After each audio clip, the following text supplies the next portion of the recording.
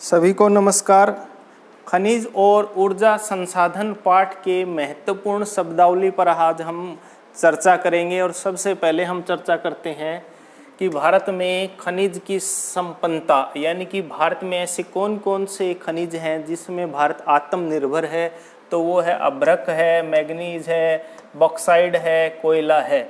और इसके साथ साथ जिन खनिजों की भारत में कमी है तो कुछ तो ऐसे महत्वपूर्ण हैं जैसे निकल है, सोना है, चांदी है और टीन है, अभ्रक है, सीसा है, जस्ता है। ये भारत में आत्मनिर्भर भारत इन खनिजों के रूप में नहीं है।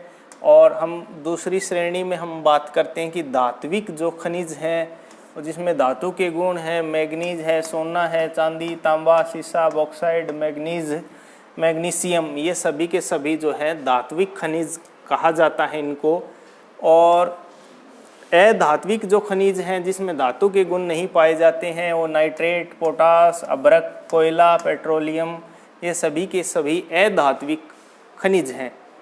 और हम लोहे के हम बात करते हैं तो हमने पहले डिस्कस किया है कि लोहे के 4 प्रकार हैं, मैग्नेटाइट, हेमेटाइट और लिमोनाइट और सेडेराइट। इसमें सबसे उच्च श्रेणी का लोहांश जिसमें ज़्यादा होता है वो मैग्नाइट होता है, सबसे निम्न स्तर का होता है वो सेडेराइट होता है।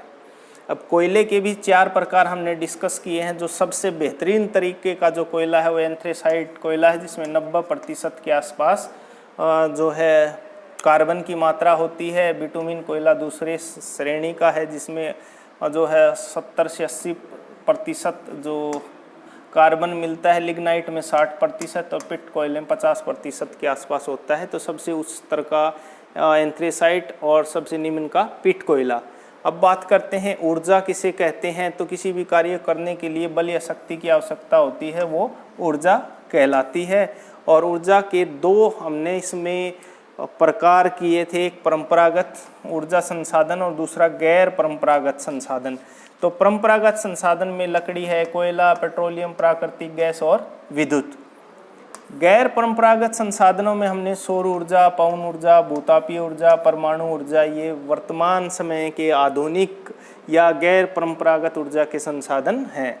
कोयले के भंडार जो भारत में पाए जाते हैं वो झारखंड, मध्य प्रदेश, छत्तीसगढ़, पश्चिम बंगाल और उड़ीसा, इन राज्यों में कोयला मिलता है। पेट्रोलियम के ज़्यादातर भारत में ज़्यादा स्कोप या ज़्यादा क्षेत्र नहीं है। एक मुंबई हाई है और अंकलेश्वर गुजरात है, साथ में डिगबोई असम है। ये 3 ही मेन ऐसे हैं जहाँ पर जो है प्राकृतिक जो है पेट्रोलियम के रूप में हमें मिलते हैं। प्राकृतिक गैस की अगर हम बात करें तो कृष्णा गोदावरी बेसिन, गुजरात और आंध्र प्रदेश, ये इसके महत्वपूर्ण क्षेत्र हैं।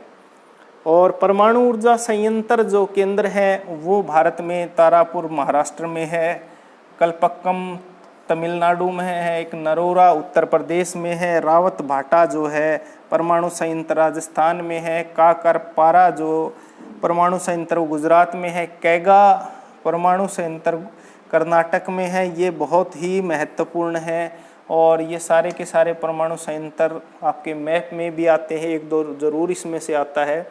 सौर ऊर्जा किसे कहते हैं? सूर्य से प्राप्त ऊर्जा को सौर ऊर्जा कहते हैं। बायोगैस, पशुओं के गोबर और मूत्र से प्राप्त गैस को बायोगैस कहते हैं। भूतापीय, भूमि के ताप से जो ऊर्जा प्राप्त होती है भूतापीय ऊर्जा। पवन ऊर्जा, पवन से जो ऊर्जा प्राप्त होती है उसको पवन ऊर्जा कहते हैं।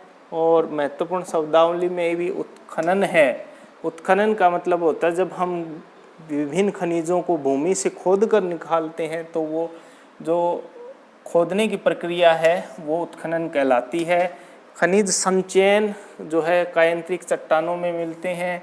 बॉक्साइड का जो प्रयोग होता है वो एल्युमिनियम में कच्चे माल के रूप में प्रयोग किया जाता है। चूना पत्थर का जो प्रयोग किया जाता है सीमेंट में कच्चे माल के रूप में। और भारत का सबसे बड़ा सौर ऊर्जा संयंत्र गुजरात के भुज के नज़दीक माधोपुर में है। और हम जो प्राय दंत मंजन यूज करते हैं उसमें जो खनिज प्रयोग होता है वो अभ्रक उसमें यूज होता है। एक महत्वपूर्ण शब्दावली है रेट होल। रेट होल क्या होता है? किसी खनिज जो है को एक लंबी संकीर्ण सुरंग के माध्यम से किया जाने वाला खनन क्या कहलाता है? रैट होल कहलाता है। ये प्राय मेघालय चेरापूंजी में परिवार के सदस्य द्वारा ही इस प्रकार का खनन किया जाता है। कहने का अर्थ ये है कि भारत के पूर्वोत्तर में जहाँ मेघालय और चेरापूंजी में है, कुछ लोगों को वहाँ के जो प्राकृतिक संसाधनों पर अधिकार है, तो वो खुद परिवार के ही सदस्य उन संसाधनों को अपने व्यक्तिगत स्तर पर खोद करके उसको निकालते हैं, तो उसको रैट होल कहा जाता है। यानी कि बड़ी मशीनों से खनन नहीं होता है, बड़े स्तर पर नहीं होता है, छोटे स्तर पर ही होता है। प्लेसर निक्षेप जो होता है, पहाड़ियों के आधार तथा घाटी के तल की रेत में जो जलोढ़ जमाव के रूप में जो पाए जाने वाले खनिजों को प्लेसर निक्षेप कहा जाता है। अभ्रक उत्पादित राज्य बिहार, झारखंड और राजस्थान। मुंबई हाई जो है देश का महत्वपूर्ण पेट्रोलियम उत्पादित क्षेत्र है, जिसमें 63% पेट्रोलियम उत्पादित किया जाता है। जवारी ऊर्जा का कच्छ में और पवन ऊर्जा जो है उत्पादित जो राज्य हैं तमिलनाडु, गुजरात। महत्वपूर्ण पवन ऊर्जा के जो बड़े संयंत्र लगे हैं, तारापुर संयंत्र, परमाणु संयंत्र महाराष्ट्र में है। तो ये इस लेसन की कुछ महत्वपूर्ण शब्दावली थी। उम्मीद है आपको अच्छे से लेसन की महत्वपूर्ण शब्दावली समझ में आई होगी। Thank you. जय हिंद।